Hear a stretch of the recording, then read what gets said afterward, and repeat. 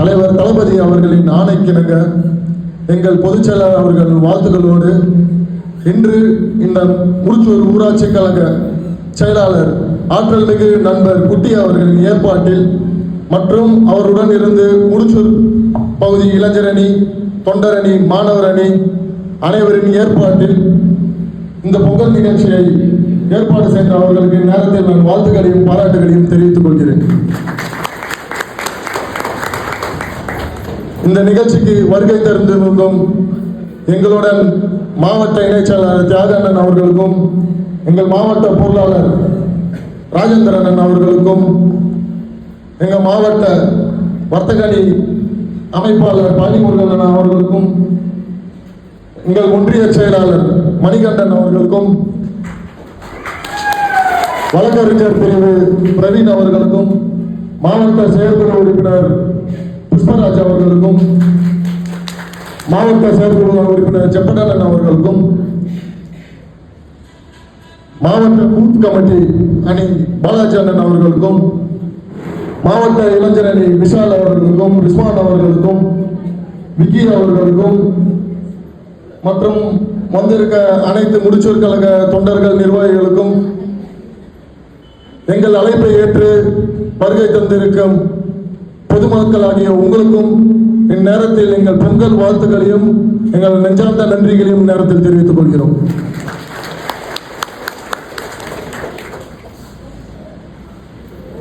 எல்லாரும் திராவிட மாடல் அரசு இந்த பொங்கல் பரிசை வாங்கிட்டீங்களா? எவ்வளவு பேர் வாங்கினீங்க? கை தூக்குங்க. எல்லாரும் கை தூக்குங்க. அதெல்லாம் ஒன்றும் இல்லை. எல்லாரும் வாங்கிட்டீங்களா? Super super super. அது எல்லாமே உங்களோட வரி பணம் தான், நம்மளோட வரி பணம். ஆனா தெரியும் தலைவர், அது எல்லாருமே தெளிவாயிட்டாங்க, மொத்த மக்களும் தெளிவாயிட்டாங்க. அது எல்லாமே உங்களோட உழைப்புக்கான கிடைச்ச உங்களோட வரிப்பணம், மக்களோட வரிப்பணம், நம்மளோட வரிப்பணம். இன்னைக்கு இந்த நிகழ்ச்சியை ஏற்பாடு பண்ணது எங்களோட சொந்த உழைப்புல, சொந்த செலவுல முடிச்சூர் கழக செயலாளர் குட்டியும் அவர் கூட சேர்ந்து அவங்களால முடிஞ்ச என்ற இந்த உதவியை செய்யறாங்க. உண்மையா பாராட்டக்கூடிய விஷயம், பெருமைக்குரிய விஷயம். இந்த நேரத்தில் மீண்டும் நான் முடிச்சூர் கழக ஊராட்சி கழக நிர்வாகிகள் அனைவருக்கும் என் நெஞ்சார்ந்த நன்றியை தெரிவிச்சுக்கிறேன். போன வருஷம் என்னமா கொடுத்தாங்க பொங்கலுக்கு? அரிசி, வெல்லம், சர்க்கரை. அதுக்கு முந்தின வருஷம் 1000 ரூபாய், அதுக்கு முந்தின வருஷம் 1000 ரூபாய். ஆனா இதுக்கு ஆட்சிக்கு வர்றதுக்கு முன்னாடி எதிர்கட்சியை பார்த்து 2500 ரூபாய் கொடுத்தீங்களே, இன்னும் ஒரு 2500 ரூபாய் போட்டு 5000 ரூபாய் கொடுங்கன்னு தான் நாங்கள் சொல்றோம். நாங்க ஆட்சிக்கு வந்து அடுத்த வருஷமே வெறும் 1000 ரூபாய் கொடுத்தாங்க. போன வருஷம் ஒன்றும் கிடையாது. இந்த வருஷம் 2500 ரூபாய், 3000 ரூபாய், 3000 ரூபாய் கொடுத்து மக்கள் எல்லாம் காசு கொடுத்து நம்ம விலைக்கு வாங்கிடலாம், ஓட்டெல்லாம் நம்மளுக்கு போட்டுருவாங்க அப்படின்னு ரொம்ப அறிவாளியா பண்ணதுதான் இந்த திராவிட மாடல் அரசு. இலவச பஸ் கொடுத்தாங்க, அப்புறம் ஓசின்னு சொன்னாங்க. நீங்க எல்லாம் ஓசியில போறீங்க, சந்தோஷமா இருக்கான்ற மாதிரி கேட்டாங்க. 2 மாசத்துக்கு ஒரு தடவை கரண்ட் பில், 1 மாசத்துக்கு ஒரு தடவை மாத்தி தரோம் அப்படின்னு வாக்குறுதியில கொடுத்தாங்க. இன்னைக்கும் 2 மாசத்துக்கு ஒரு தடவை தான் கரண்ட் பில் கட்டுறோம். 2 மாசத்துக்கு கட்டுறதுல என்ன ஆகுதுன்னா, கரண்ட் பில்ல ஒரு ஸ்லாப் வச்சிருக்காங்க.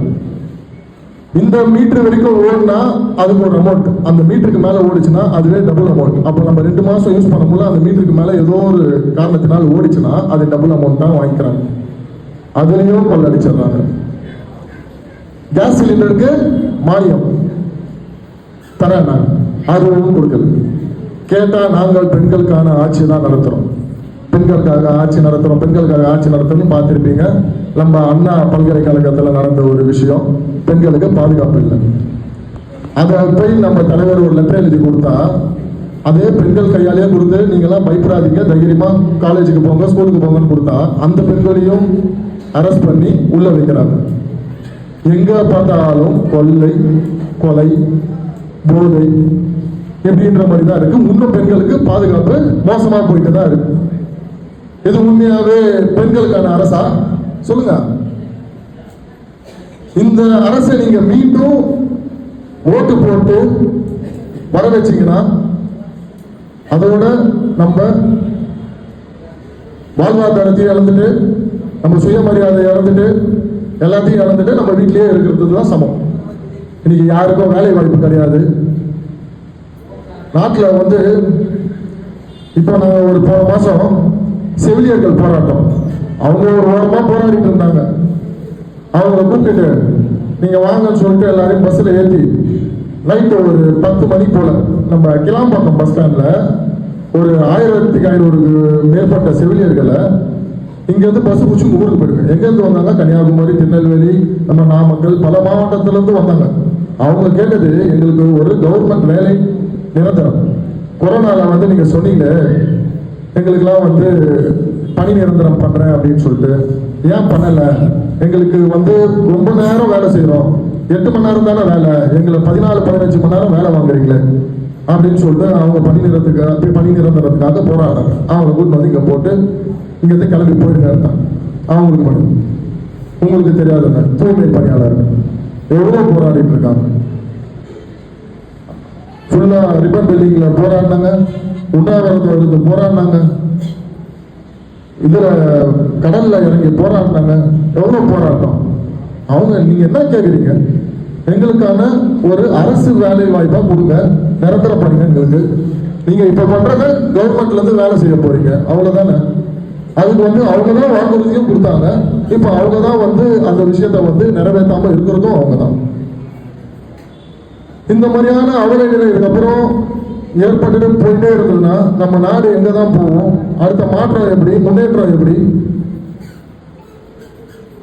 இதெல்லாம் நீங்க வந்து தயவு செஞ்சு உங்க கூட இருக்கிற சகோதரர்களுக்கு, உங்க குடும்பத்தில் இருக்கிறவங்களுக்கு, உங்க உறவினருக்கு இதெல்லாம் இனி வரும் காலங்களில் எடுத்து சொல்லுங்க. இதுக்கப்புறம் நம்மளுக்கு ஒரு மாற்றத்துக்காக தலைவர் அவர்கள் அவர் இதோட ஜனநாயக படத்தோட இதான் கடைசி படம். வருடத்திற்கு 250 கோடி ரூபாய் சம்பளம் வாங்கினவர் நம்மளுக்காக எல்லாத்தையும் தூக்கி போட்டு நம்மளுக்காக, உங்களுக்காக, எல்லாருக்காகவும் வந்திருக்காரு. உண்மையான தலைவர், நேர்மையான தலைவர்.